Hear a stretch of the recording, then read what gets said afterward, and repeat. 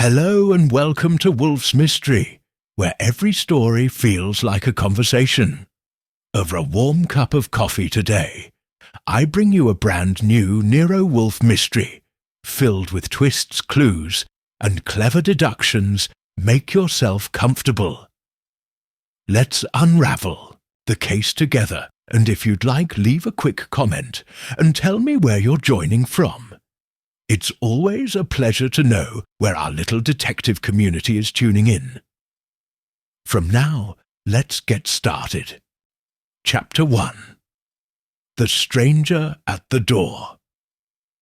The rain fell in sheets, drumming against the windows of Nero Wolfe's brownstone. Archie Goodwin sat at his desk, typing up a report from their last case, when the doorbell rang. He glanced at the clock. 9:47 p.m. Too late for a social call, too early for trouble. Or so he thought. Fritz Brenner, Wolfe's chef and man of all work, hurried to answer the door. Archie leaned back in his chair, listening. The murmur of voices was interrupted by a thud. Fritz called out, his tone urgent. "Mr. Goodwin, quickly!" Archie was on his feet in an instant. He found Fritz kneeling beside a man sprawled on the doorstep, his clothes soaked and bloodied. The stranger's breath came in ragged gasps, his eyes wide with panic. "Help me, Wolfe," the man croaked, his voice barely audible over the rain. Archie crouched beside him. "What's your name? Who sent you?" The man's hand shot out, gripping Archie's wrist with surprising strength. "They're watching. The ledger." His words trailed off as his eyes fluttered shut. "Fritz, get Wolfe," Archie said, pressing 2 fingers to the man's neck. The pulse was weak but steady. Moments later, Nero Wolfe descended the stairs, his bulk moving with surprising grace. He took in the scene with a single glance, his sharp eyes narrowing. "Bring him inside," Wolfe ordered, "and close the door. We don't need prying eyes." Archie and Fritz carried the man into the office, laying him on the couch. Wolfe stood over him, his expression unreadable. "Who is he?" Wolfe asked. "No idea," Archie replied. "But he knew your name. Said something about a ledger and being watched." Wolfe's gaze shifted to the man's hand, which had fallen limp at his side. A strange symbol was carved into the palm, a circle with a jagged line through it. "Interesting," Wolfe murmured. "Fritz, fetch a blanket and some brandy. Archie, search his pockets, carefully." Archie did as he was told, finding a wallet, a set of keys, and a small, leather-bound notebook. The wallet contained no identification, only a few crumpled bills. The notebook, however, was filled with cryptic notes and symbols, none of which made immediate sense. "No ID," Archie said, holding up the wallet. "But this notebook might be something." Wolfe took the notebook, flipping through the pages with deliberate care. A ledger, perhaps? Or a codebook? Before Archie could respond, the man on the couch stirred, his eyes fluttering open. He looked around wildly, his breathing quickening. Where am I?" he rasped. "You're safe," Archie said, leaning closer. "You're in Nero, Wolfe's home. What's your name?" The man's eyes locked onto Archie's, filled with a mixture of fear and desperation. "No time. They're coming. The ledger. It's the key." "Who's coming?" Archie pressed. The man opened his mouth to answer, but no words came out. His body convulsed once, then went still. Archie checked his pulse again, but it was gone. "He's dead," Archie said, straightening up. Wolfe's expression darkened. A man comes to my door, speaks of a ledger, and dies before he can explain. This is no coincidence." Archie nodded, his mind already racing. That symbol on his hand, it's not random. And this notebook, it's got to mean something. Wolfe settled into his chair, steepling his fingers. "Indeed, it seems we have a mystery on our hands, Archie. And if our late visitor is to be believed a dangerous one." Archie glanced at the dead man, then back at Wolfe. "Where do we start?" Wolfe's lips curved into a faint smile. "With the ledger, of course. But first, we must identify our guest. Someone wanted him silenced. We must ensure they do not succeed in silencing us as well." The rain continued to fall outside, but inside the brownstone, the game had already begun. Chapter 2. The Ledger of Shadows. The morning sun filtered through the curtains of Nero Wolfe's office, casting a warm glow on the polished wood and leather. The body of the stranger had been removed by the authorities, but the tension in the room remained. Wolfe sat at his desk, sipping his morning beer, while Archie paced, the leather-bound notebook in his hand. "This thing is a puzzle," Archie said, flipping through the pages. "In numbers, symbols, names, none of it makes sense. If this is a ledger, it's not for balancing accounts." Wolfe set his glass down and leaned back in his chair. "Let me see it." Archie handed him the notebook. Wolfe studied it with the same intensity he reserved for his orchids. His eyes moved slowly across the pages, taking in every detail. "The numbers are dates," Wolfe said after a moment. "Recent ones. And the symbols, they appear to be locations. A code, perhaps, for meetings or transaction." Archie raised an eyebrow. "Transactions for what? Drugs? Weapons?" "Possibly," Wolfe replied, "but the names suggest something more personal. Blackmail, perhaps, or secrets." He pointed to a name near the top of one page. Evelyn Hartwell. "Recognize it?" Wolfe asked. Archie frowned. "Hartwell, as in Senator Hartwell's wife?" "The very same," Wolfe said. "And here, another name, Victor Langston, a prominent banker with ties to several influential families." Archie whistled softly. "If this ledger is what I think it is, it's a powder keg. Whoever has it could bring down half the city's elite." "Precisely," Wolfe said, "which explains why our late visitor was so desperate to deliver it to us." Archie crossed his arms. "So, what's the play? We can't exactly knock on Senator Hartwell's door and ask if she's being blackmailed." Wolfe's lips twitched in what might have been a smile. "No, but we can start with the symbol. It's the key to unlocking this mystery." He gestured to the sketch Archie had made of the symbol carved into the dead man's palm. A circle with a jagged line through it. "I've seen it before," Archie said, "but I can't place it." "Think, Archie," Wolfe said. "Where? Have you encountered it?" Archie closed his eyes, trying to recall. Then it hit him. "The docks, last month during that smuggling case. One of the crates had that symbol painted on it." Wolfe nodded.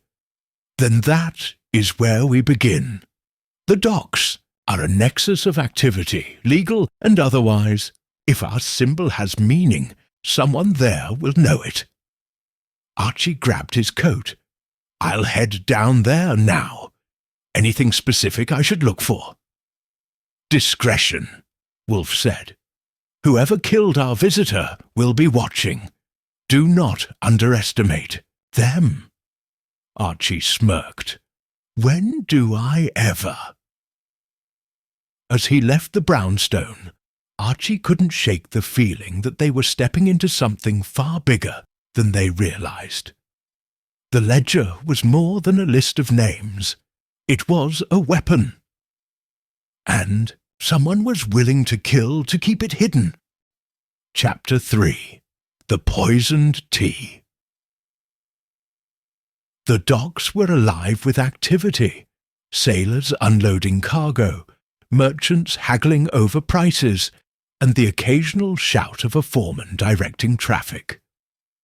Archie Goodwin moved through the chaos with practiced ease, his sharp eyes scanning for anything out of the ordinary. He'd spent the better part of the morning asking discreet questions about the symbol, but so far no one had been willing to talk. Either they didn't know, or they were too afraid to say. Archie was about to call it a day, when a voice called out behind him, "Looking for something, mister?" He turned to see a wiry man in a patched-up jacket leaning against a stack of crates. His eyes were sharp, and his smile was anything but friendly. "Maybe," Archie said, keeping his tone casual. "Depends on what you're selling." The man chuckled. "Information, if the price is right." Archie stepped closer, pulling out a bill from his pocket. "This enough to jog your memory?" The man glanced at the money, then at Archie. "Depends on what you're asking." "A symbol," Archie said. "Circle with a jagged line through it. Seen it?" The man's expression darkened.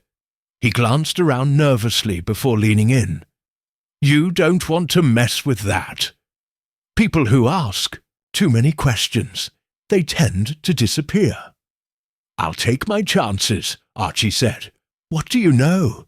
The man hesitated, then snatched the bill from Archie's hand. "There's a tea shop on 5th and Main. Ask for Mr. Chen, but don't say I sent you." Before Archie could respond, the man melted into the crowd, leaving him alone with more questions than answers. The tea shop was a small, unassuming place, tucked between a butcher and a tailor. The air was thick with the scent of jasmine and spices, and the soft clink of porcelain cups filled the room. Archie took a seat at a corner table, his eyes scanning the patrons.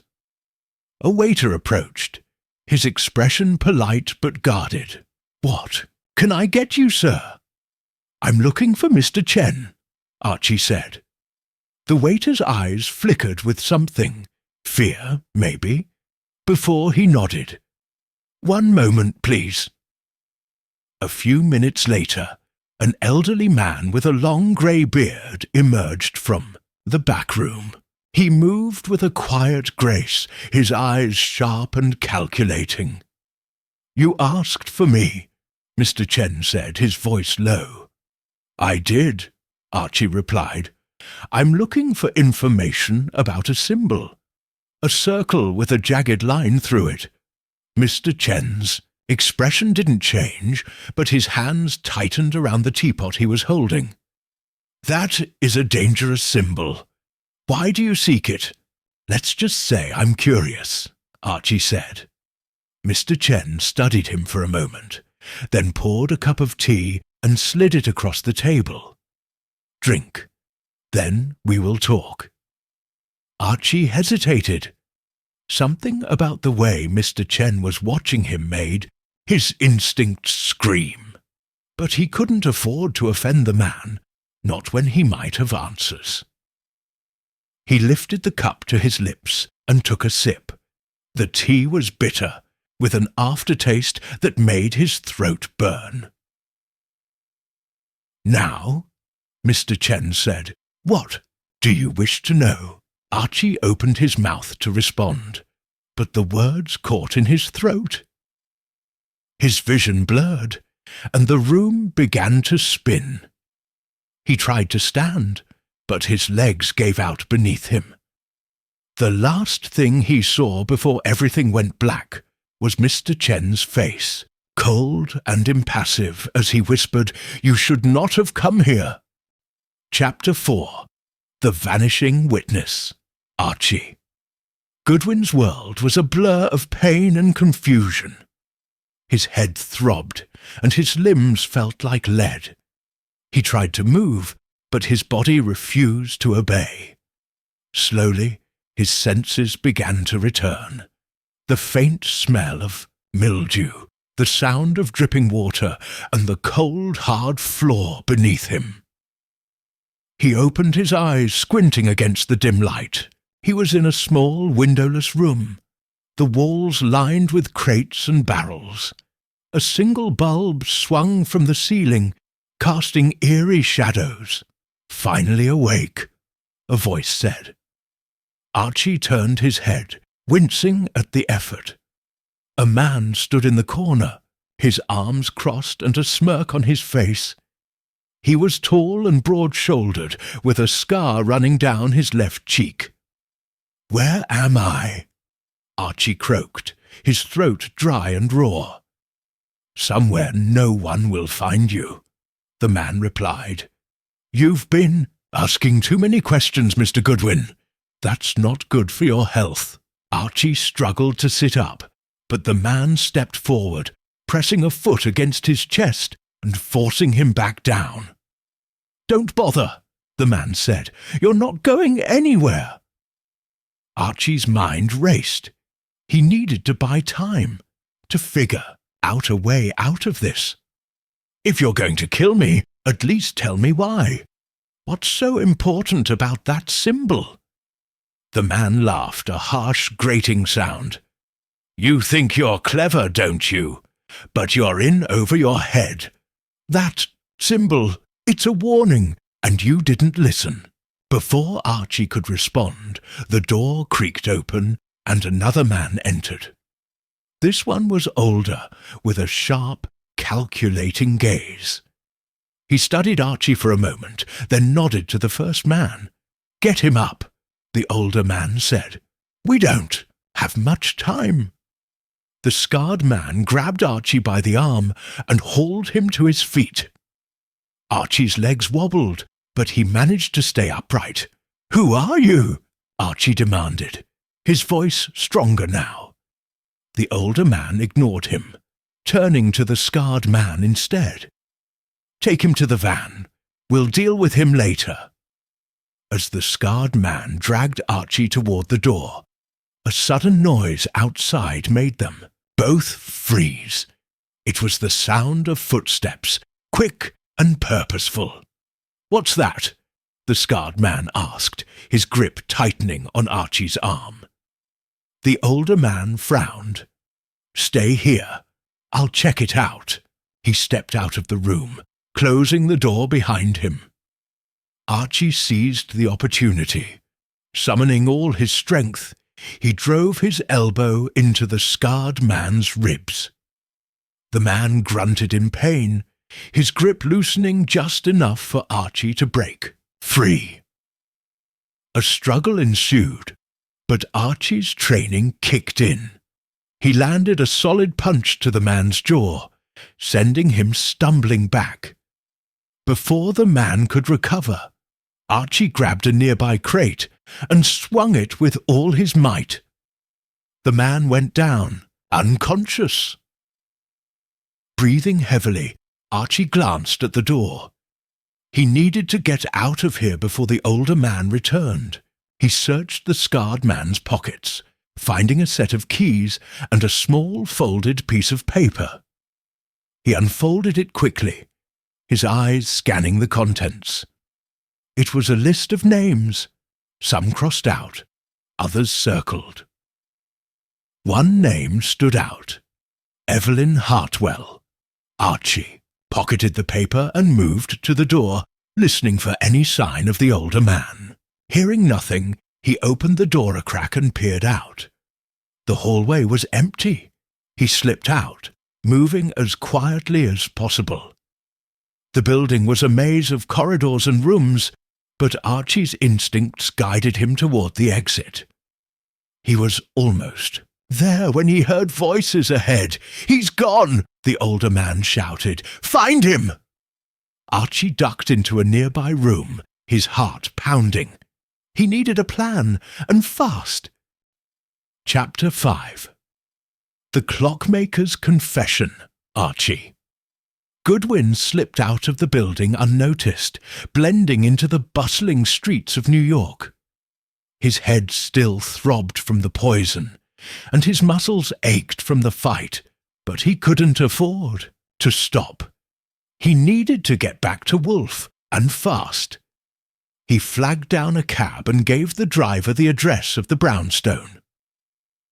As the city blurred past the window, Archie unfolded the piece of paper he'd taken from the scarred man. The list of names was short but damning. Evelyn Hartwell was circled along with 2 others, Victor Langston and Samuel Graves. Graves? Archie muttered under his breath. The name sounded familiar, but he couldn't place it. When he arrived at the brownstone, Fritz opened the door, his expression one of relief. "Mr. Goodwin, Mr. Wolfe has been waiting for you." Archie nodded and hurried to the office, where Nero Wolfe sat at his desk, a tray of beer and sandwiches untouched beside him. Wolfe looked up as Archie entered, his sharp eyes taking in his dishevelled appearance. "You look like you've had an eventful morning," Wolfe remarked. "You could say that," Archie replied, collapsing into a chair. He handed Wolfe the list of names. "I found this on one of the men who grabbed me. Recognize any of them?" Wolfe studied the list, his brow furrowing. "Samuel Graves, the clockmaker." Archie snapped his fingers. "That's it! I knew the name sounded familiar. He's that reclusive guy who makes custom clocks for the wealthy." Wolfe leaned back in his chair, steepling his fingers. "Interesting. A clockmaker tied to a blackmail scheme. There's more to this than meets the eye." "You think he's involved?" Archie asked. "Perhaps," Wolfe said. "Or perhaps he's another victim. Either way, he's our next lead." Sirs, Clockmaker's shop was tucked away in a quiet corner of the city, its windows filled with intricate timepieces of every shape and size. A bell jingled as Archie pushed the door open, the scent of oil and wood filling the air. An elderly man with spectacles perched on his nose looked up from his workbench. "Can I help you?" "Mr. Graves?" Archie asked. The man nodded. "That's me. What can I do for you?" Archie flashed his most charming smile. "I'm in the market for a unique clock. Something special." Graves studied him for a moment, then set down his tools. "Special, you say? I have a few pieces in the back. Follow me." Archie followed him through a curtain into a small workshop. The walls were lined with clocks, their ticking creating a symphony of sound. Graves stopped in front of a large, ornate clock and opened a hidden compartment in its base. "This one," Graves said, pulling out a small leather-bound book, "is more than just a clock. It's a key." Archie's eyes widened. The book was identical to the ledger they'd found on the dead man. "What's that?" Archie asked, trying to keep his tone casual. Graves hesitated, then sighed. "I knew this day would come. I've been keeping secrets for too long." "What kind of secrets?" Archie pressed. Graves looked around nervously, then lowered his voice. "There's a group, powerful people, who use these clocks to pass messages. I didn't want to be involved, but they threatened my family. I had no choice." Archie's mind raced. "Who are they? What do they want?" Before Graves could answer, the sound of breaking glass came from the front of the shop. Graves's eyes widened in fear. "They're here," he whispered. "You need to go. Take the book. It has everything you need to stop them." Archie grabbed the book and turned to leave, but it was too late. Two men burst into the workshop, their faces masked and guns drawn. "Hand it over," one of them growled. Archie hesitated, then tossed the book to the ground. As the men lunged for it, he tackled the nearest one, sending them both crashing into a shelf. Clocks toppled to the floor, shattering into pieces. The second man raised his gun, but Graves stepped in front of Archie, shielding him. "Run!" Graves shouted. Archie didn't need to be told twice. He bolted for the back door, the sound of gunfire ringing in his ears. Chapter 6. The Double Cross Archie. Goodwin sprinted down the alley behind the clockmaker's shop, the sound of gunfire still echoing in his ears. His heart pounded as he rounded a corner, clutching the leather-bound book to his chest. He didn't stop until he was several blocks away, ducking into a crowded cafe to catch his breath.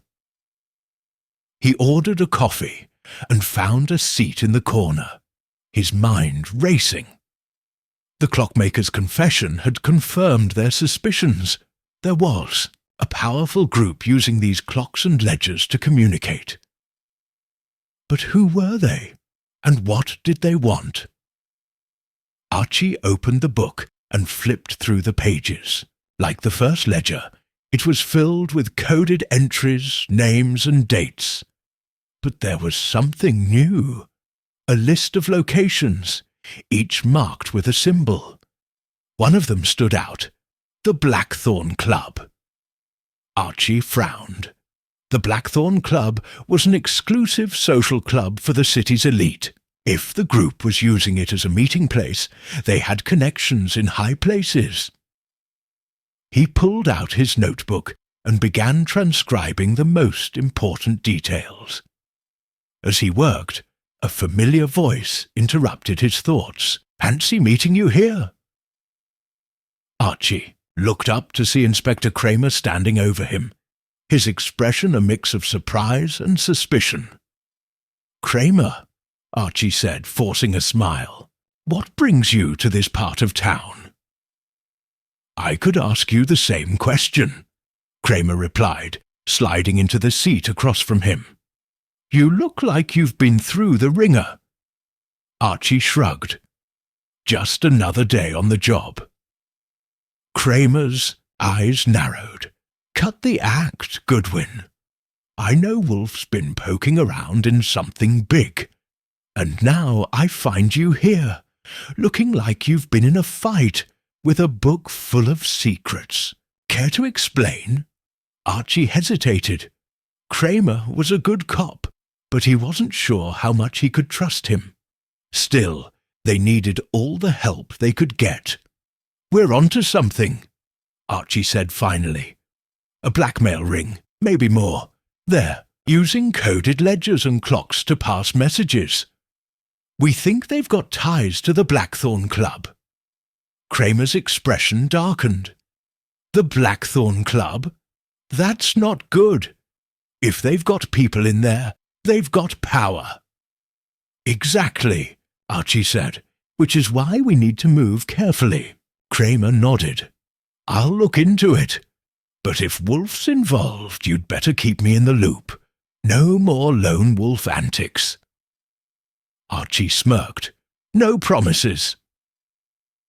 Back at the brownstone, Archie handed the ledger to Wolfe and recounted everything that had happened. Wolfe listened intently, his fingers steepled in front of him. "The Blackthorn Club," Wolfe murmured. "A bold choice for a meeting place. It suggests our adversaries are confident, perhaps overconfident." "What's the plan?" Archie asked. "We infiltrate the club," Wolfe said, "but we'll need an invitation.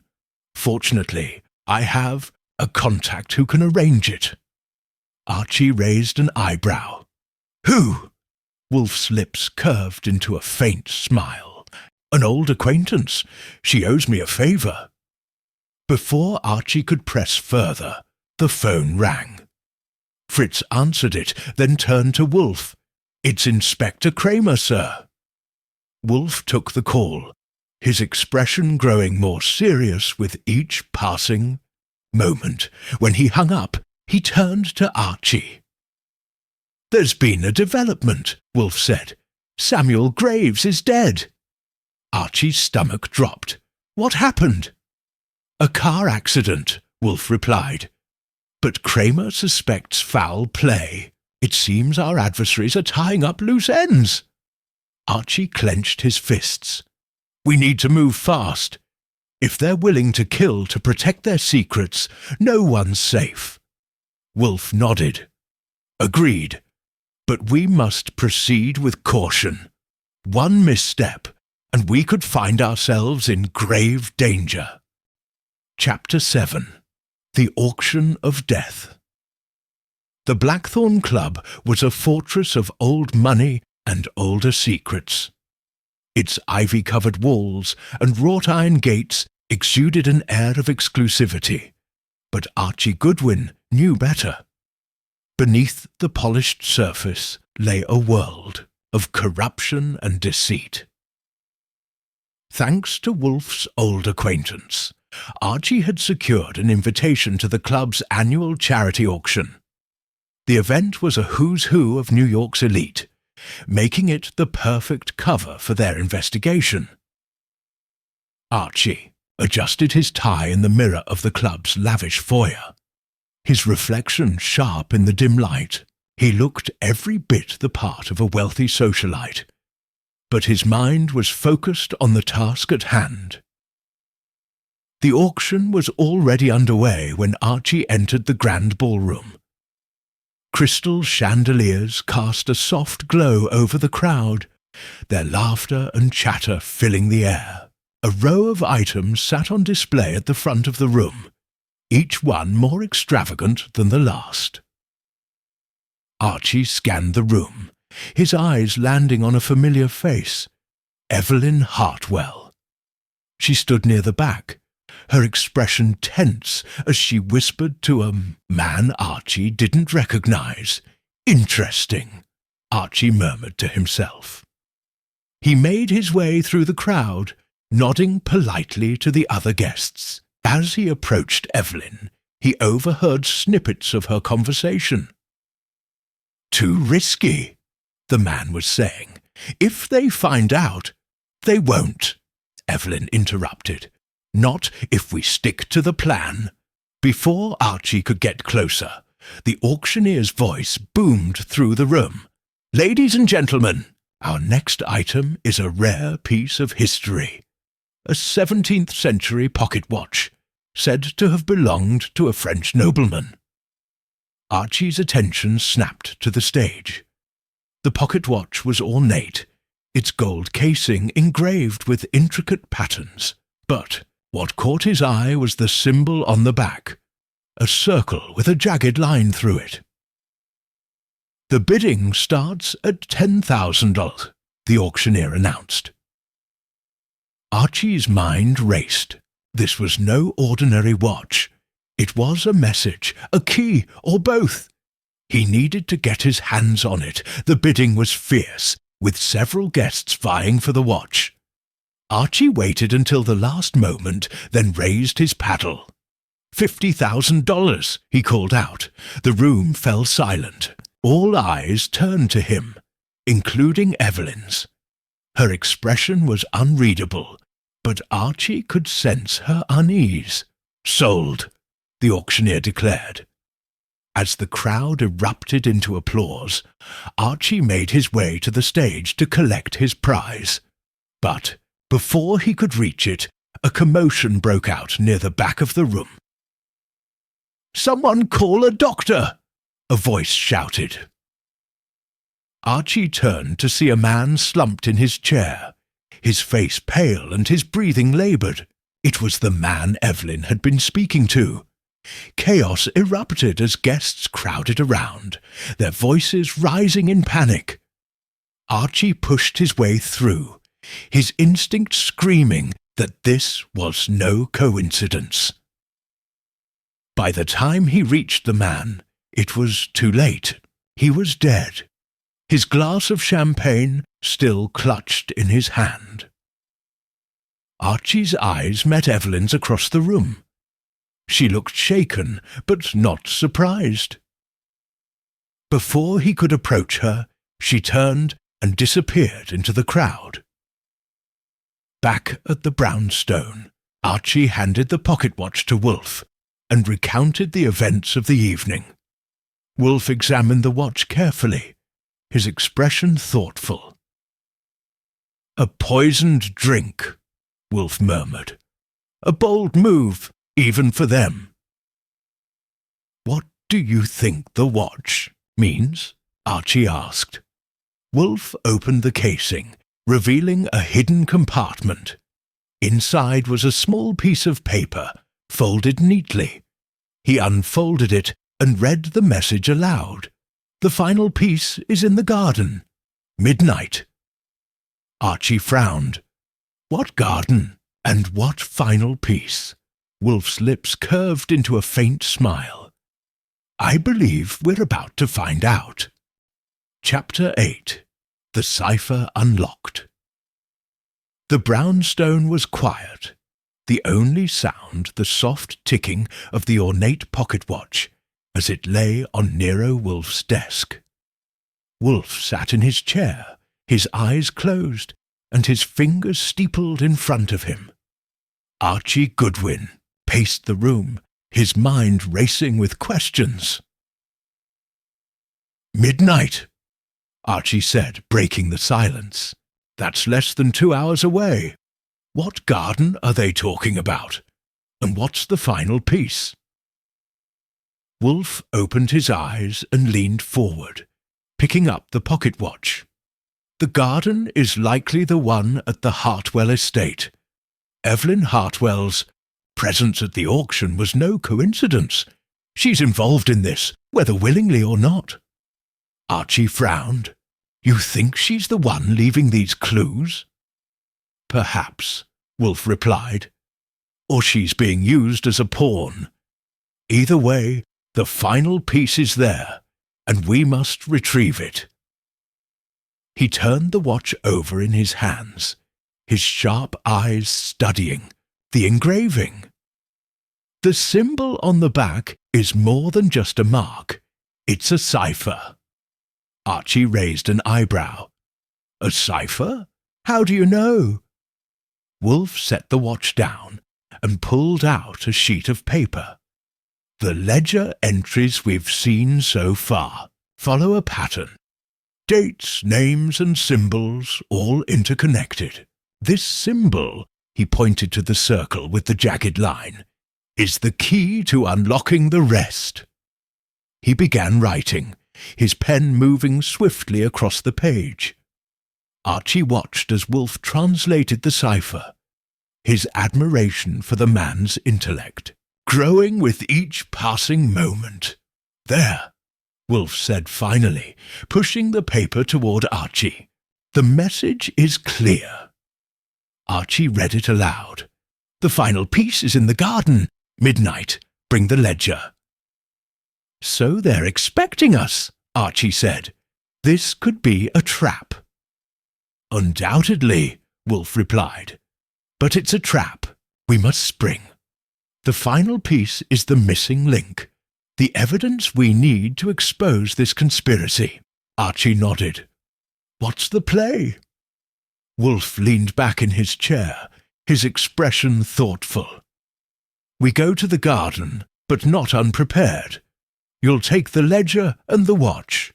I'll remain here, coordinating with Inspector Cramer. If anything goes wrong, he'll be our backup." Archie smirked. "You're sending me into the lion's den alone?" Wolfe's lips twitched in what might have been a smile. "You've faced worse, Archie, and I have every confidence in your ability to handle whatever awaits you." The Hartwell estate was a sprawling property on the outskirts of the city, its gardens illuminated by the soft glow of the moon. Archie moved through the shadows, his senses on high alert. The ledger and pocket watch were tucked safely in his coat, but he couldn't shake the feeling that he was being watched. He reached the garden's centre, where a marble fountain stood surrounded by rose bushes. The air was thick with the scent of flowers, but Archie's attention was focused on the figure standing by the fountain. "It was Evelyn Hartwell. You came," she said, her voice barely above a whisper. "You left me no choice," Archie replied, stepping closer. "What's the final piece?" Evelyn hesitated, then reached into her purse and pulled out a small folded piece of paper. "This is what they've been after. A list of names. Everyone involved in the conspiracy. But it's not just blackmail. It's worse, much worse." Archie took the paper and unfolded it, his eyes scanning the contents. The names were familiar. Politicians, bankers, even a few law enforcement officials.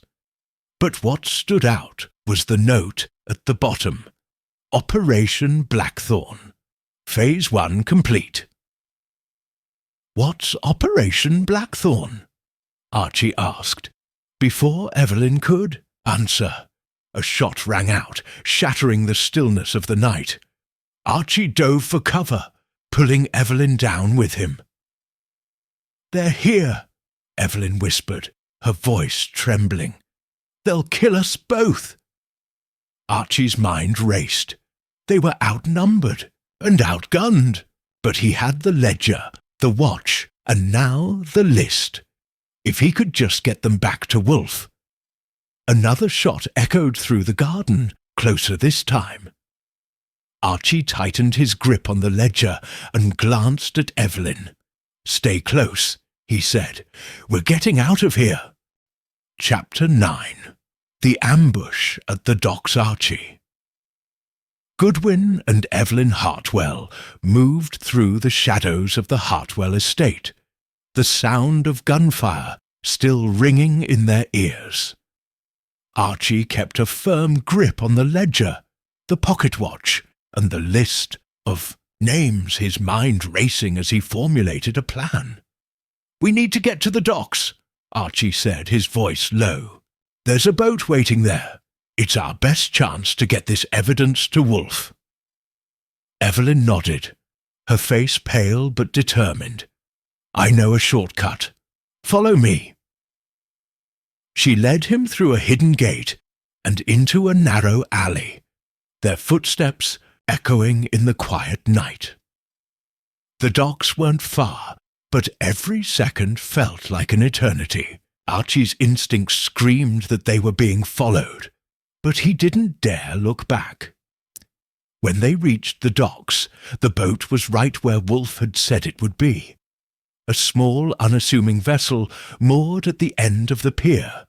Archie breathed, a sigh of relief, but it was short-lived. "Stop right there!"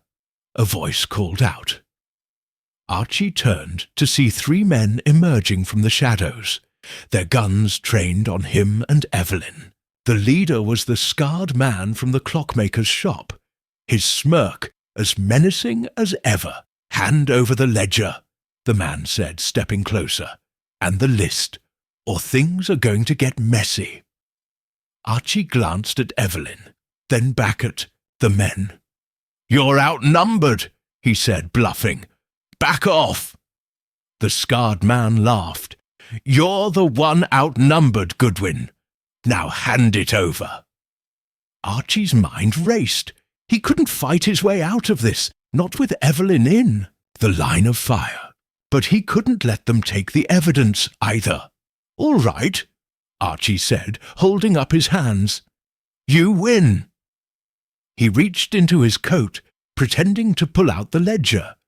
But instead, he grabbed the pocket watch and hurled it at the nearest man's face. The man stumbled back, giving Archie the opening he needed. "Run!" Archie shouted, shoving Evelyn toward the boat. He lunged at the scarred man, tackling him to the ground. The other two men opened fire, the bullets whizzing past Archie's head. He rolled to his feet, dodging their shots as he sprinted towards the boat. Evelyn was already on board, the engine roaring to life. Archie leaped onto the deck just as the boat pulled away from the pier. The scarred man and his accomplices shouted after them, but they were too late. Archie collapsed onto the deck, his chest heaving.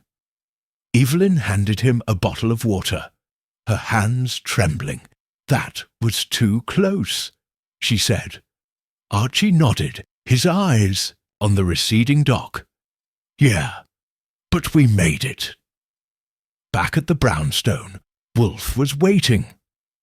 Archie handed over the ledger, the pocket watch, and the list of names recounting everything that had happened. Wolfe listened intently, his expression growing more serious with each passing moment. "Operation Blackthorn," Wolfe murmured, studying the list. "This goes far beyond blackmail. They're planning something much larger, something that could destabilize the entire city." "What do we do now?" Archie asked. Wolfe leaned back in his chair, steepling his fingers. "We expose them, but we must move carefully. If they suspect we have this list, they'll stop at nothing to silence us." Archie nodded. "So, what's the plan?" Wolfe's lips curved into a faint smile. "We set a trap of our own, and this time we'll be the ones holding all the cards." Chapter 10. The traitor's gambit, the brownstone, was unusually quiet, the tension palpable as Nero Wolfe and Archie Goodwin pored over the evidence. The ledger, the pocket watch, and the list of names lay spread across Wolfe's desk, each piece of the puzzle fitting together to reveal a conspiracy far more dangerous than they had imagined. "Operation Blackthorn," Wolfe murmured, his eyes scanning the list. "A coordinated effort to manipulate the city's power structure. Blackmail, sabotage, and worse." Archie leaned against the desk, his arms crossed. "So, how do we stop it? We can't exactly walk into the Blackthorn Club and start making arrests." "No," Wolfe agreed, "but we can use their own tactics against them. We'll need to set a trap, one they won't see coming." Before they could discuss further, the phone rang. Fritz answered it, then turned to Wolfe. "It's Inspector Cramer, sir." Wolfe took the call, his expression growing more serious with each passing moment. When he hung up, he turned to Archie. "There's been a development," Wolfe said. "Cramer has a lead on one of the conspirators. He wants us to meet him at the precinct." Archie raised an eyebrow. "Cramer? Since when does he share leads?" Wolfe's lips twitched in what might have been a smile. Since he realized the scope of this conspiracy, even Cramer knows when to set aside his pride. The precinct was bustling when Archie arrived, the air thick with the sound of ringing phones and hurried footsteps. Inspector Cramer was waiting, in his office, his expression grim. "Goodwin," Cramer said, gesturing to a chair. "Sit down. We've got a lot to discuss." Archie took a seat, his instincts on high alert. Something about Cramer's demeanour felt off. "What's the lead?" Archie asked. Cramer leaned forward, his hands clasped on the desk. "We've identified one of the conspirators, someone high up in the chain. If we can bring them in, we might be able to unravel the whole operation." "Who is it?" Archie pressed. Cramer hesitated, then sighed. "It's someone close to you, Goodwin. Someone you trust." Archie's stomach dropped. "Who?" Before Cramer could answer, the door burst open and two officers rushed in, their Guns drawn, hands where we can see them, Goodwin, one of them barked. Archie stood, his hands raised. What the hell is this? Cramer rose from his chair, his expression cold. I'm sorry, Archie, but you've left me no choice. Archie's mind raced. This didn't make sense. Unless you're one of them, Archie said, his voice low.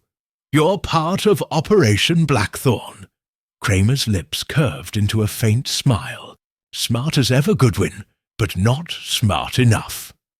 Archie glanced at the officers, then back at Cramer. You really think you can get away with this? I already have, Cramer replied. By the time Wolfe figures out what's happened, it'll be too late. The officers moved closer, their guns trained on Archie. He knew he was outnumbered, but he couldn't go down without a fight. As the first officer reached for him, Archie acted. He grabbed the man's wrist, twisting it until the gun clattered to the floor. The second officer lunged, but Archie sidestepped, driving his elbow into the man's ribs. Cramer shouted for backup, but Archie was already moving.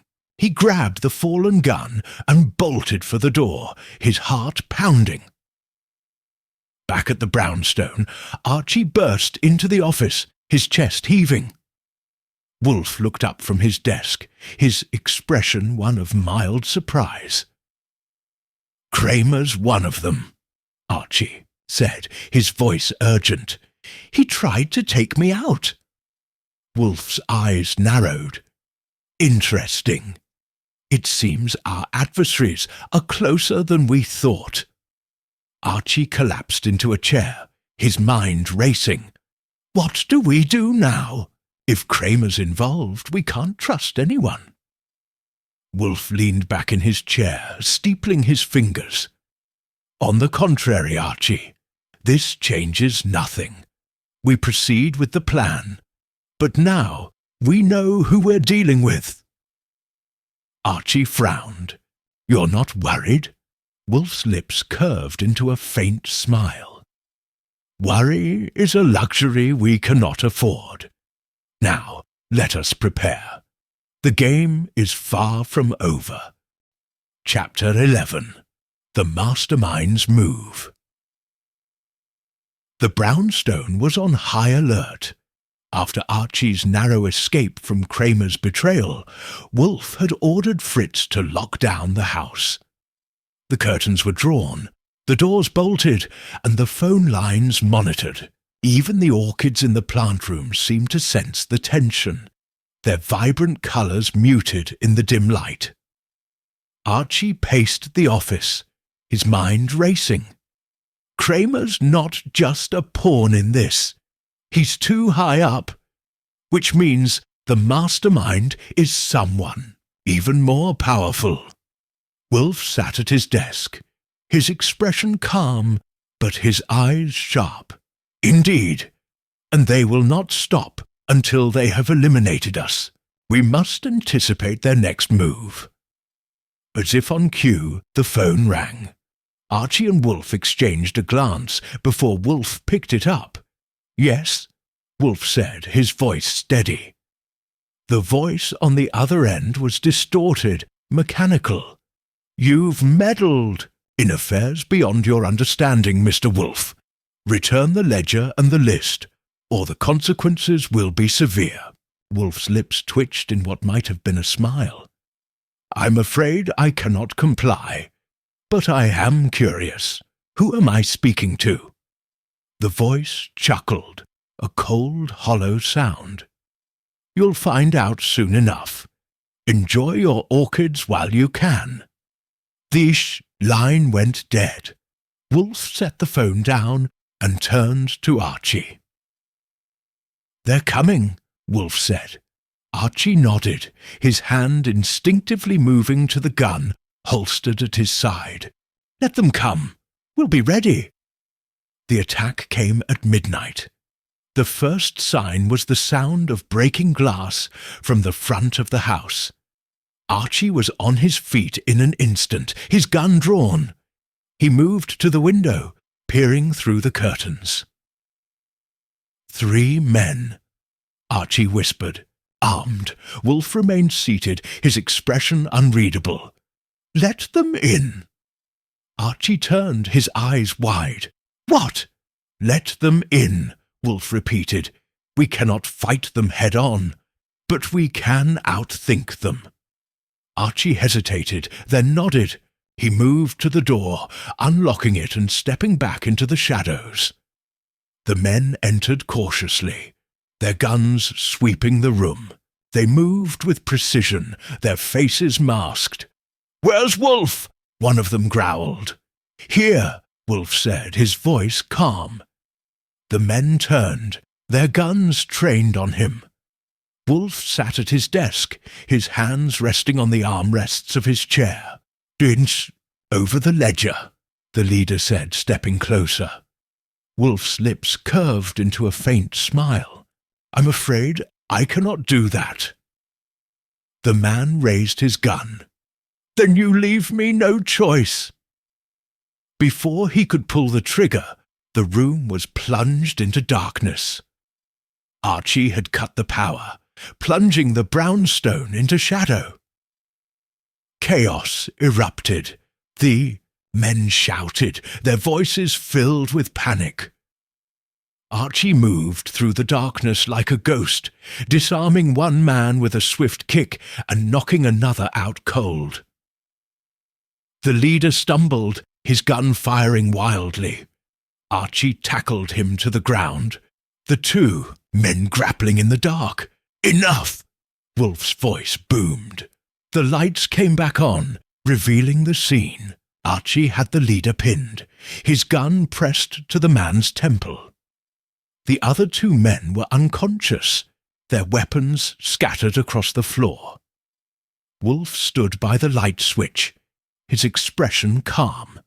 "Now," he said, "let us discuss who sent you." The interrogation was swift and effective. The leader, his mask removed, was a hired thug with no loyalty to his employer. Under Wolfe's relentless questioning, he revealed what he knew. "I don't know who's in charge," the man said, his voice trembling. "But I was told to bring the ledger to the Blackthorn Club. Someone there is waiting for it." Wolfe's eyes narrowed. "The Blackthorn Club?" "Of course." Archie tightened his grip on the man's collar. "Who's waiting for it?" The man shook his head. "I don't know. I swear." Wolfe leaned back in his chair, steepling his fingers. "It seems we have no choice but to pay the Blackthorn Club a visit." Chapter 12. The Final Confrontation. The Blackthorn Club was eerily quiet as Archie Goodwin and Nero Wolfe approached its grand entrance.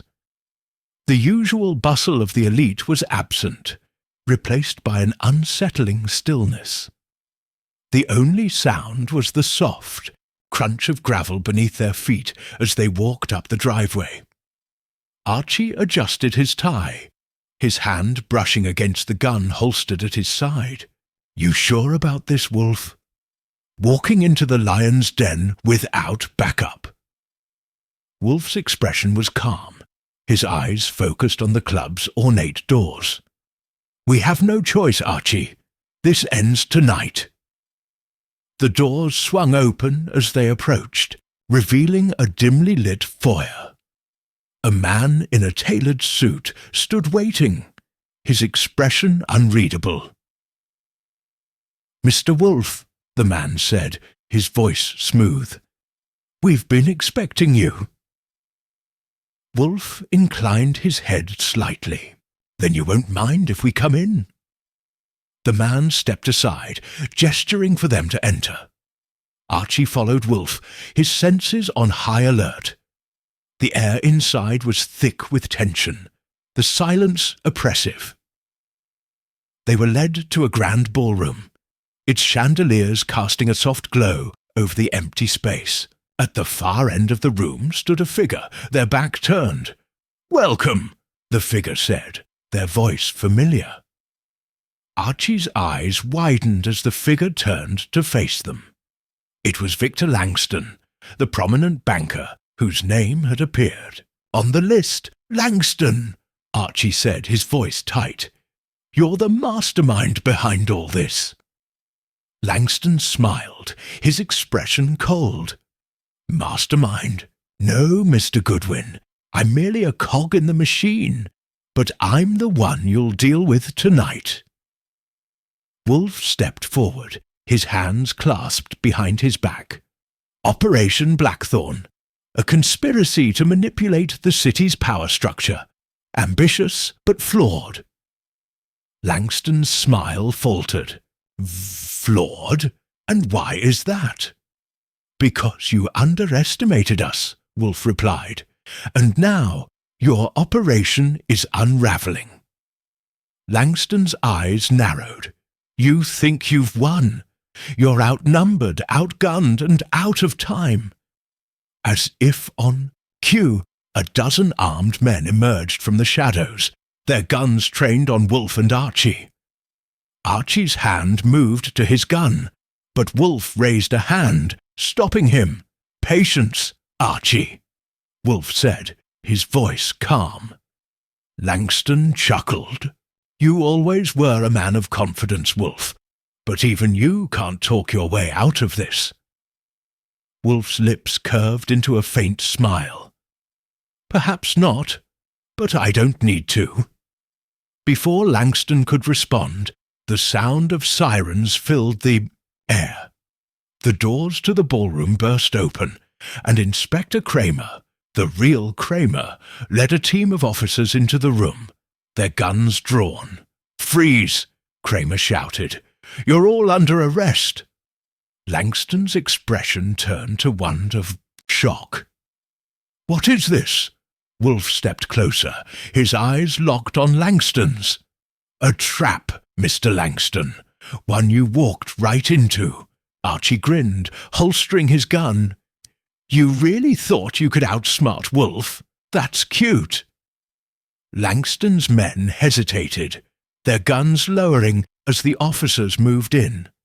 Langston himself stood frozen, his face pale. "This isn't over," Langston spat. "You have no proof." Wolfe reached into his coat and pulled out the ledger, the pocket watch, and the list of names. "Oh, I think we do." Chapter 13. The Aftermath. The Blackthorn Club was a scene of controlled chaos.